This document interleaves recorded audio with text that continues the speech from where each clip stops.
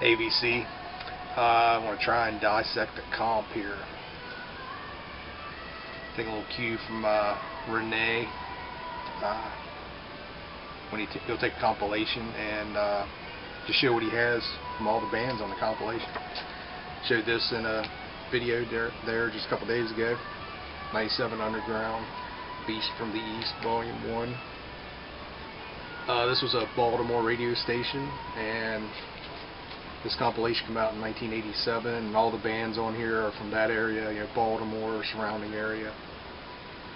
So, here we go. First band, I don't know if you'll be able to even see that, is Wrathchild. And this will be the band I have the most from, so huge Wrathchild fan. See how I can do this here. Get everything organized. Alright. Jump right into it. Wrathchild was around for a long time. First album came out in '89 when they finally got signed to Atlantic. The album was recorded a year or two before that, and they got held up with the release because Wrathchild, the band in the UK, sued them over the name. So basically, at one point they were even want to change the name to Militia, I heard.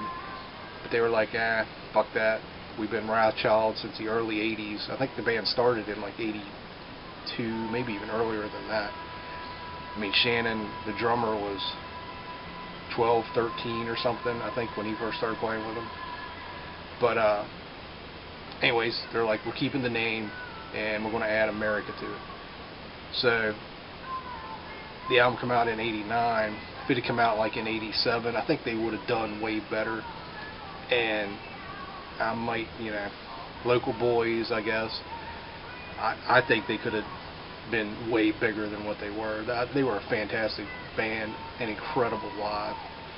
And for me, as far as the Baltimore scene went, the two big bands were Kicks and Wrathchild, followed closely by Child's Play. It's kind of how I remember it. But anyways, let's kind of jump in here. From the same year, 1987, they were also on this compilation for 92, FM 92 out of York, Pennsylvania. They spelled the name Wrathchild, two words on the back here. Same song, they put Hell's Gate on here. Hell's Gates. A different version than would be on the album when it finally come out.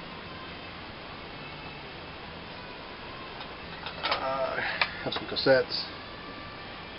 Also out of Baltimore, 98 Rock, WIYY, put out a compilation.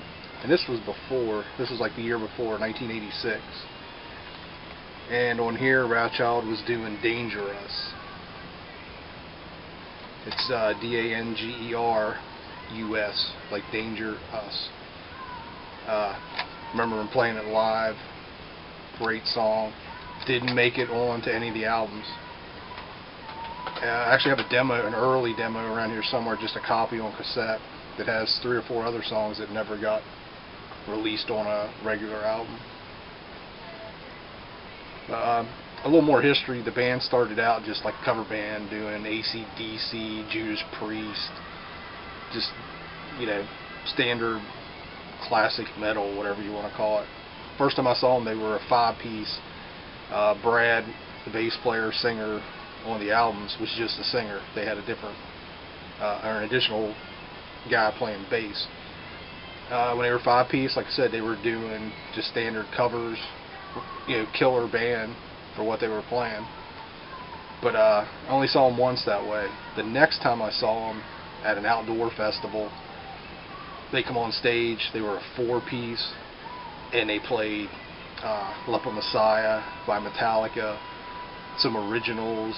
They did a Slayer track, or a song. I think they did South of Heaven. It was like a completely different band. This was like 85, 86, somewhere around in there. They were jumping into that thrash sound, man, you know, getting heavier. So it totally blew us away, and they just got better from there. Just kind of once they went to a 4-piece, is when they tightened up and became an amazing band. Alright, what else do we have? Okay, first album comes out in 1989.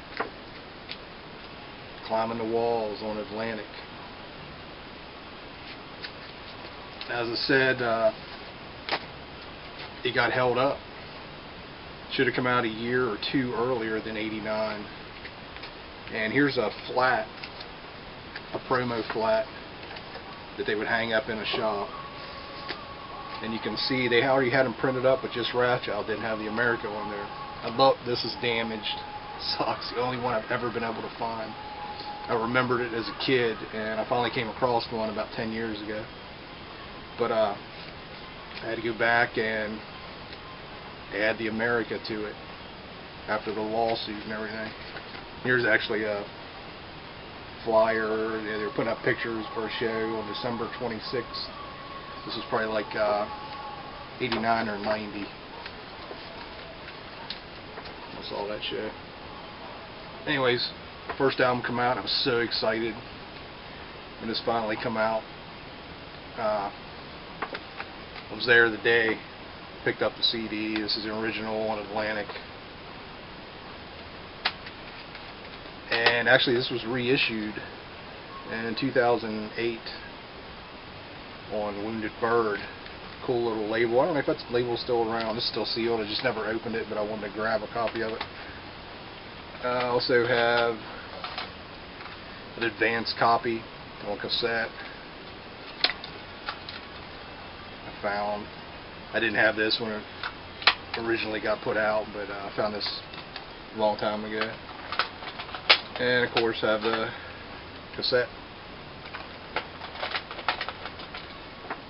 Alright, as far as I know, they only released 2 albums as Wrathchild America. As far as I know, the second album, 3D, never came out on vinyl. I've never seen it anywhere. I've never seen it listed for sale anywhere. If anybody knows different, please let me know. Both albums are killer. And like I say, also have that on CD.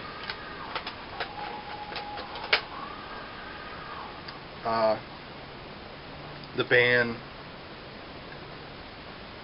kind of fell apart a little bit after that. Music was changing. This was 91 when, or 90 when 3D came out, and basically got dropped by Atlantic. I think they owed Atlantic a bunch of money. They ended up getting signed to was it Energy Records. Changed their name. They became Souls at Zero. This came out in 93. This is the first Souls at Zero CD. Then they would release an EP, 6 to 6.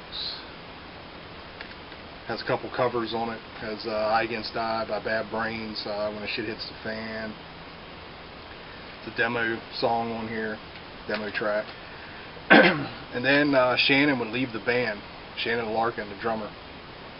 He'd go on to play with Ugly Kid Joe, which, whatever, kind of a waste. And I'll just go on record. I mean, I've seen these guys a lot of times, and Shannon Larkin is one of the best drummers I've ever seen live. And even on these early Wrathchild albums, he's amazing. Which is kind of why, I don't know, he's a drummer with Godsmack now, has been for years. And I'm not a huge Godsmack fan, not a fan at all actually.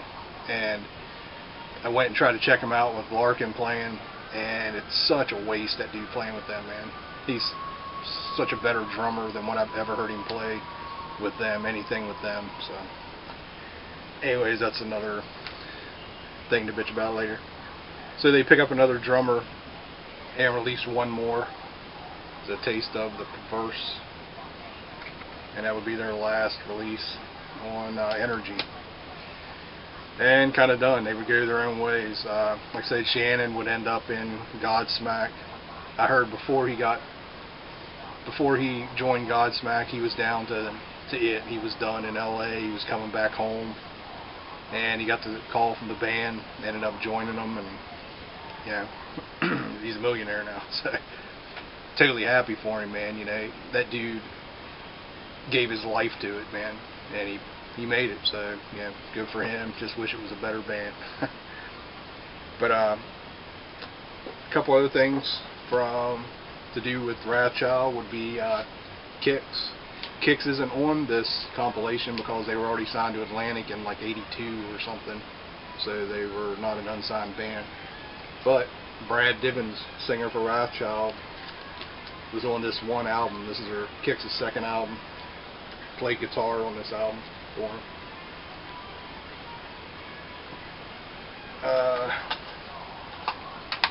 Here's an Atlantic sampler. Man, what year is this? 1981. And this has Kix, Mr. Big, Vicious Rumors, Lucy Brown, who's another Baltimore band that got signed to Atlantic, Badlands, Saigon Kick, White Lion, Crimson Glory, and Wrathchild America for Spy, which come off 3D. Also have a single from the last Souls at Zero. Larkin had a little band he had started actually with a couple friends of mine when they were younger, and it was this total over the top, very rude punk hardcore kind of band. Later on he would get some other guys and they would take those songs and record them. My friends that didn't record with them but was part of it when it first started. But the name of the band was Kitty Porn. Not the best name for a band if you want to go out and play. But this is Conflict of Mind, an advanced copy on cassette on Airburst Productions, which was a label they made up. They did 2 albums, A Gift of Hate and Conflict of Mind. Actually, Larkin got Kitty Porn back together, did a few shows, and some friends and I went and saw them, and they were great. Larkin didn't play drums live. He'd come out and he sang, and the show we went to, he'd come out and hit the stage and immediately fell off. It was great. It was just an incredible show. Another Larkin related thing is MF Pitbulls, if I can say it right. It's a demo from '94. This wasn't very good, if I remember right. They never did anything, I don't believe. Kind of in that snot, mid-90s sounding stuff. Alright, wow, that was a lot about Wrathchild, so let's move on. As you can tell, I'm a huge Wrathchild fan. I've seen them many times live, and amazing band. Wrathchild and Kix, just back in the day, were unbelievable, and Kix still is today. I mean, in the last 6-7 years, I've seen Kix 3 or 4 times, and they're just fantastic live. A fun band. Alright, next up on the comp is Snidely Crunch.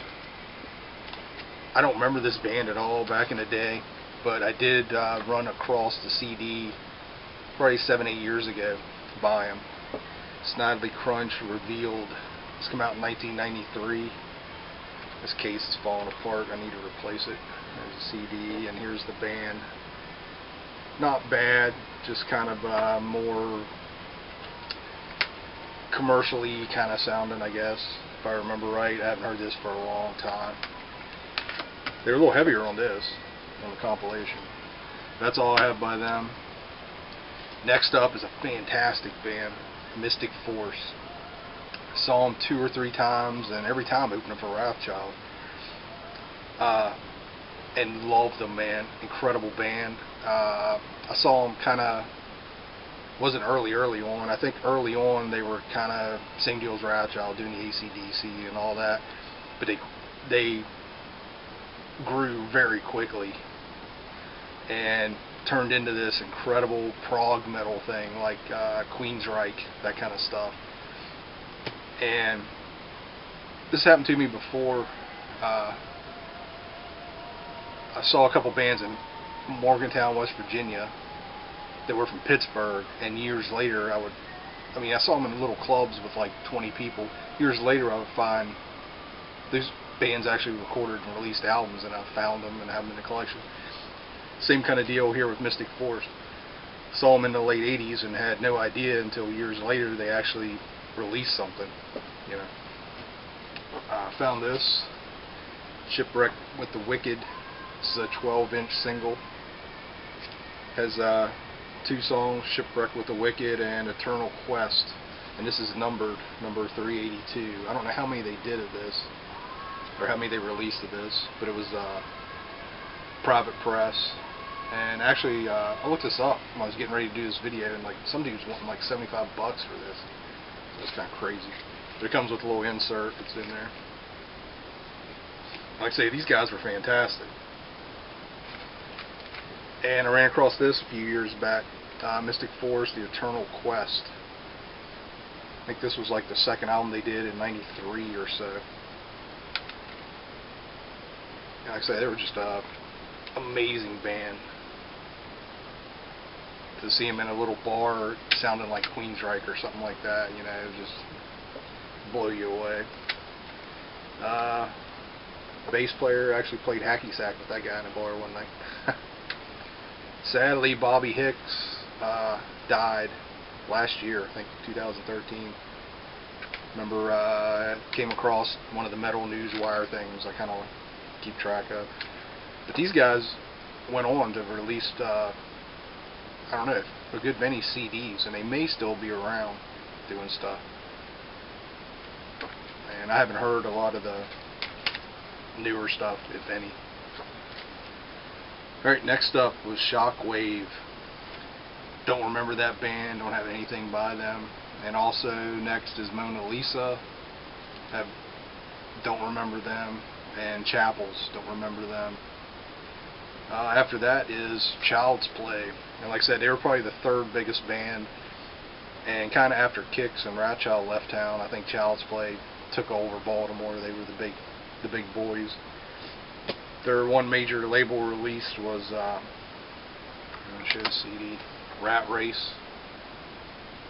Come out on Chrysalis. Good album. They were kind of like just a good rock and roll, metal, fun, party kind of band. Not in the hair way, but just, or hair metal vein, but just a good, yeah, good time band. And I came across a promo copy of it, of Rat Race. And I know this did come out in England or UK, whatever, with the cover and all that. I've just never been able to find one. Would love to. Also, the first thing Child's Play put out was a cassette called Rough House in 1986.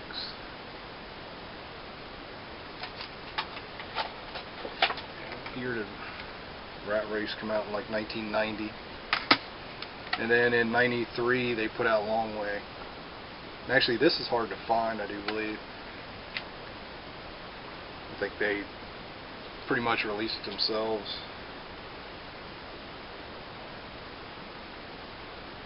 Beer Breath Music, yeah, I don't know.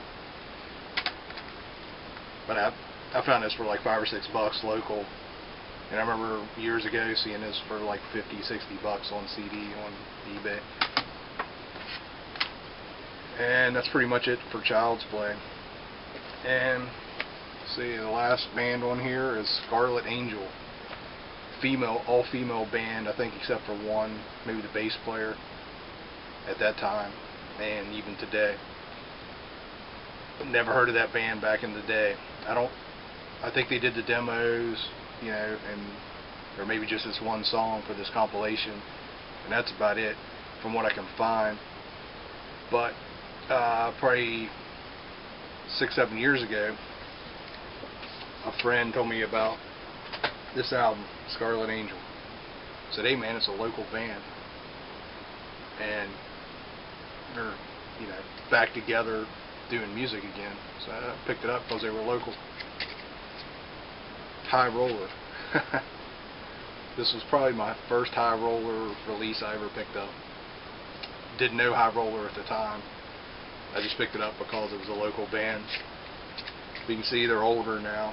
But it's pretty good. I mean, this is just straight ahead metal, kind of a little bit on that Queensryche side, you know, just pretty good stuff.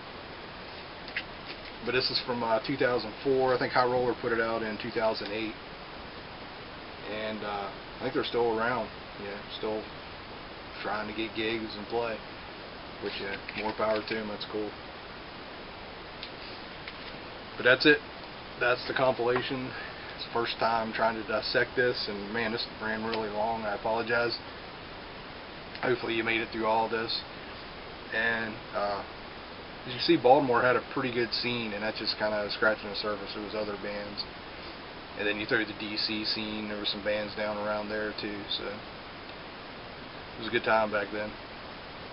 All right, let's cut it off here, and see y'all later.